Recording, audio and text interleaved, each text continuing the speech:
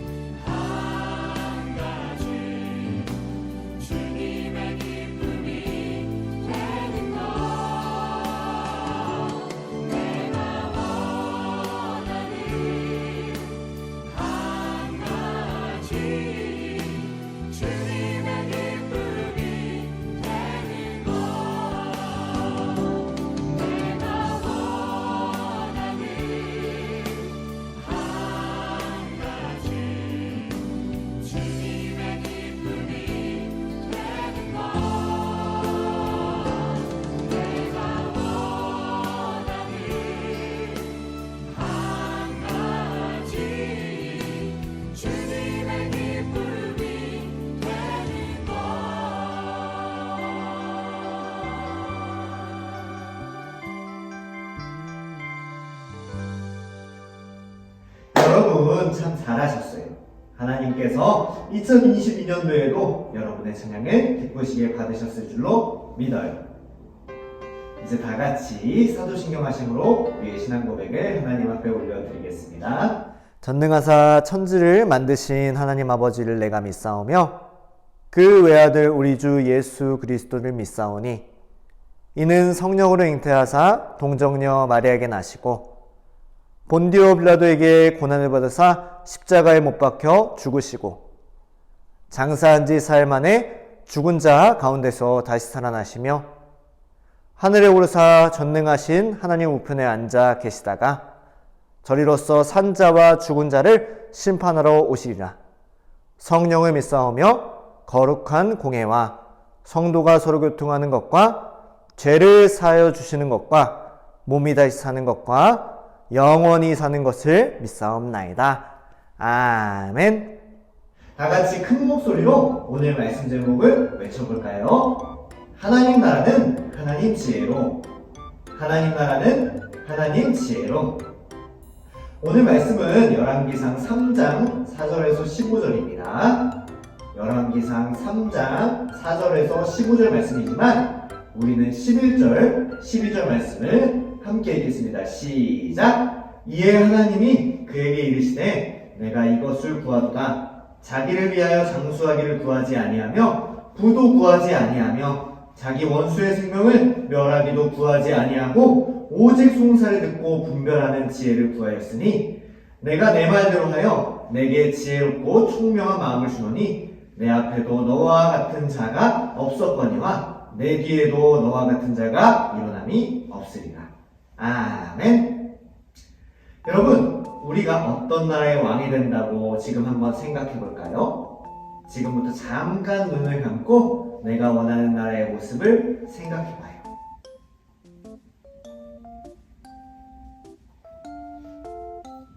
자, 여러분이 왕으로서 그 나라를 잘 다스리기 위해 가장 필요한 것은 무엇인가요? 그래요. 힘이 센 나라가 되려면 잘 훈련된 군대가 필요해요. 배고픈 사람들이 없어지려면 먹을 것이 충분해야 하고 돈도 많으면 좋겠죠. 또 똑똑한 사람들이 많아서 암과 같은 질병을 없애주는 것도 중요하죠. 그렇다면 온 세상의 참 왕이신 하나님께서는 무엇으로 세상을 다스리실까요? 우리가 이야기한 것보다 더 뛰어나고 놀라운 하나님만의 방법은 무엇일지 오늘 말씀을 통해 알아봅시다.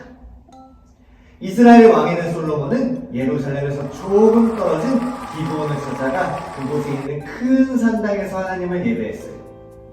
솔로몬은 거룩하신 하나님을 아무 데서나 예배하지 않고 지정된 장소에서, 구별된 장소에서 예배했어요.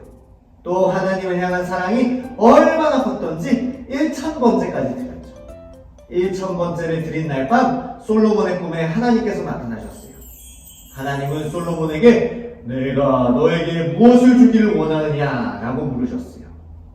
이때 솔로몬은 기다렸다는 듯이 자기가 원하는 것을 말하지 않고 하나님 앞에 겸손히 나아갔어요. 먼저 아버지인 다윗 왕이 하나님 앞에서 얼마나 정직하고 성실하게 행했는지, 어떻게 하나님과 동행하는 삶을 살았는지를 되새겼어요. 그리고 그 모든 것이 하나님의 은혜 때문이라고 고백했죠. 이뿐만 아니라 주께서 종으로 종의 아버지 다윗을 대신하여 왕이 되게 하셨다며 자신이 이스라엘의 왕이 된 것이 하나님의 은혜 때문인 것을 잊지 않았어요. 하지만 솔로몬은 하나님 앞에서 자신이 얼마나 작고 연약한 사람인지를 말씀드렸어요. 들어오고 나가는 법도 모를 정도로 어리석은 어린아이의 모습에 자신을 비유했죠. 사실 솔로몬은 이미 결혼을 한 어른이었는데도 하나님 앞에서 아주 철저히 낮아졌어요. 그러고 나서 솔로몬은 비로소 하나님께 원하는 것을 말씀드렸어요. 이스라엘의 왕으로서 듣는 마음을 구했어요.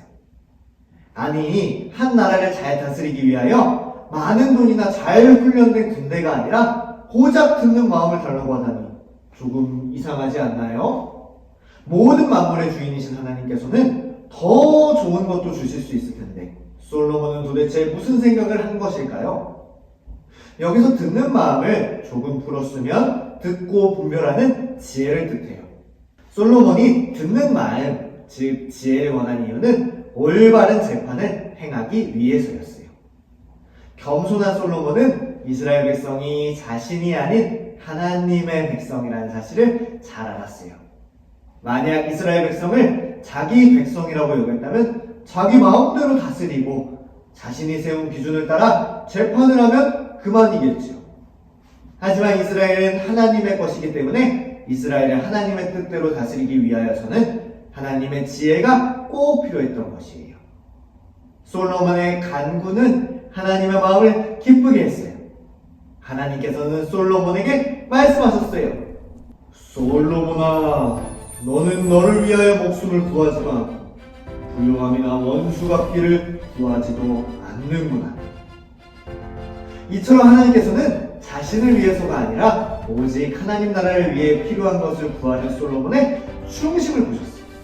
그리고는 솔로몬의 기도를 들어주셨죠. 우리 다 함께 열왕기상 3장 12절 말씀을 큰 소리로 읽어볼까요? 시작!